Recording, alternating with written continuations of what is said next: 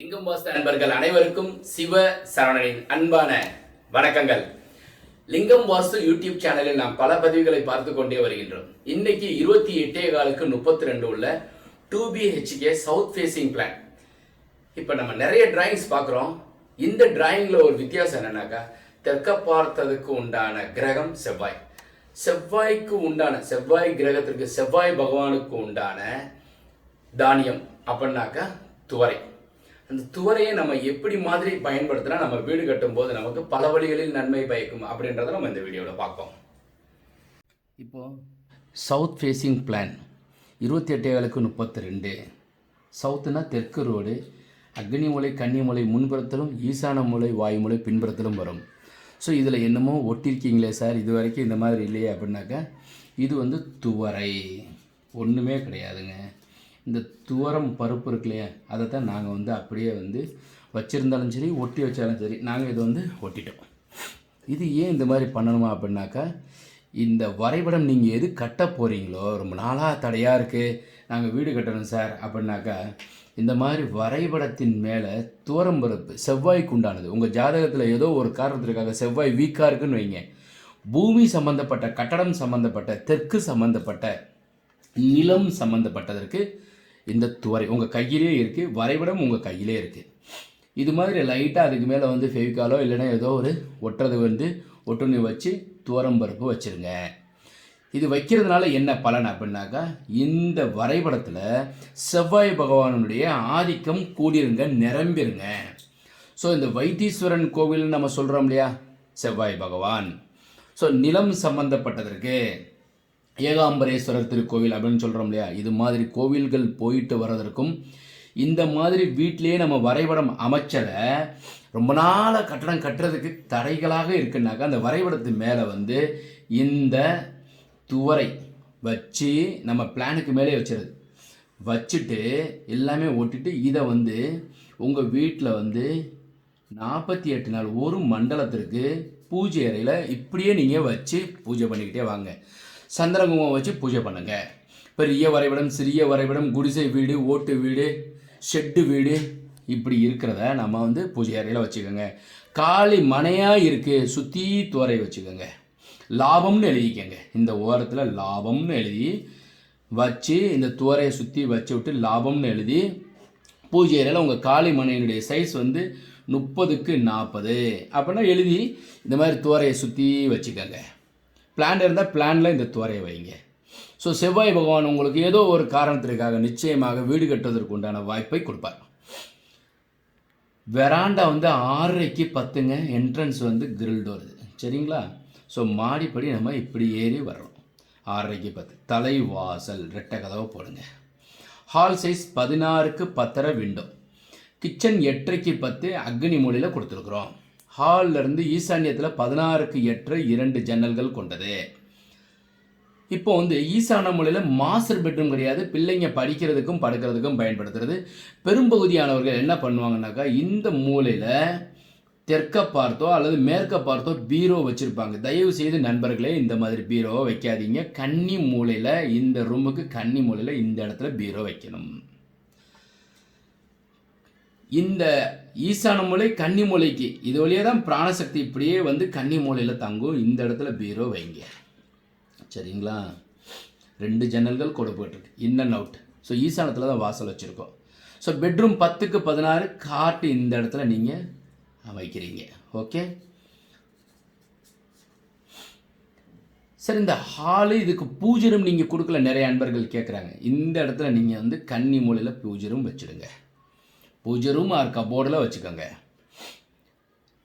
பூஜை ரூமுங்கிறது நீங்கள் சிவதீட்சை எடுத்திருந்தீங்கன்னாக்கா, உட்காந்து பூஜை பண்ணுறவங்களா இருந்தால் கண்டிப்பாக பூஜை அறை ஒன்று பயன்படுத்திக்கங்க, போட்டுக்கோங்க. 16x8 16 அடிங்கிறது நீங்கள் என்ன பண்ணீங்கன்னா 11 வச்சுட்டு ஈசான மூலையில் ஒரு பூஜை ரூம் இந்த இடத்துல நீங்கள் அமைச்சிக்கலாம். சர்வீஸ் வாயு மூலையில் டாய்லெட்டு, பாத்ரூம் 4x3 4x4. அப்புறம் இந்த பெட்ரூம் அட்டாச் டாய்லெட் 6:30க்கு 5 வென்டிலேட்டர் கொடுத்துருக்குறேன். ஸோ இந்த பிளானில் உங்களுக்கு கிட்டத்தட்ட எல்லாமே நான் கவர் பண்ணிட்டேன். அக்னி மூலையிலே உங்களுக்கு அடுப்பு வச்சாச்சு. அதனுடைய ஈசான்யத்தில் நீங்கள் சிங்க்கு கொடுத்துக்கங்க, சரியா?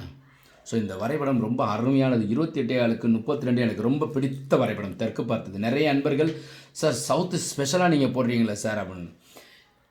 தென்னாடுடைய சிவனையே போற்றி எந்நாட்டவர்க்கும் இறைவா போட்டு. தென் மாநிலத்திலும் தென்னாடு எம்பெருமான் தென்னாட்டில் தான் இருந்திருக்காரு. தென்னாடுடைய சிவன், அதுக்கப்புறம் தான் எந்நாட்டவர்க்கும் இறைவா போற்றி. அப்போ தென் மாநிலத்திலும் தென் பகுதியிலையும் தெற்கப்பற்றி இறைவனும் சொல்லியிருக்கிறார். அதனால தான் நான் தெற்க நிறைய கொடுத்துட்ருக்கேன், வடக்கு கிழக்கு மேற்கு கொடுத்துட்ருக்கேன். தெற்கு ஏன் அதிகமாக கொடுக்குறோம்னாக்கா நிறைய அன்பர்கள் தெற்கு போனால் தேஞ்சு போயிடுவாங்கிற ஒரு பழமொழியை தவறுங்கிறது நான் உணர்த்துறதுக்கும் எம்பெருமான் சிவபெருமான் என் வழியில் நிறையா சொல்லிக்கிட்டே இருக்கிறார். ஸோ இந்த வரைபடம் இந்த தானியங்கள் வைங்க. 5Gங்கிறது என்ன அப்படின்னாக்கா ஈசான மூலையில் borewell, 5G 5 golden rule, borewell, மழைநீர் சேகரிப்பு, சம்ப், இவை மூன்றும் கண்டிப்பாக ஈசான்யத்தில் மட்டுமே இருக்க வேண்டும். சரிங்க சார், வாயு மூலையில் அப்படின்னாக்கா இந்த மூலை செப்டிக் டேங்க் வாயு மூலையில் மட்டுமே அமையுங்கள். கன்னி மூலைக்கும் அக்னி மூலையிலையும் அமைக்காதீங்க. நிறைய அன்பர்கள் தெற்க பார்த்த வீட்டிற்கு இந்த தவறை செய்வதனால் இதை நான் உங்களுக்கு குறிப்பிட்டு சொல்லுகின்றேன். So 1 2 3 4th one septic tank, 5th one water tank. மொட்டை மாடியில் டாப் டெரஸில் வாட்டர் டேங்க் வைங்க. இப்போ இந்த 5Gங்கிறது பார்த்துட்டோம். 3Rங்கிறது ரிஷபராசி கன்னிராசி மகர ராசிக்காரர்களுக்கும் 9ஆம் தேதி 18ஆம் தேதி 27ஆம் தேதி பிறந்தவங்களுக்கும் இந்த தெற்கு திசை மனை வீடு கடை தொழிற்சாலை கம்பெனி வேலை செய்யும், நல்லா இருக்கும், ஆரோக்கியத்தை கொடுக்கும்.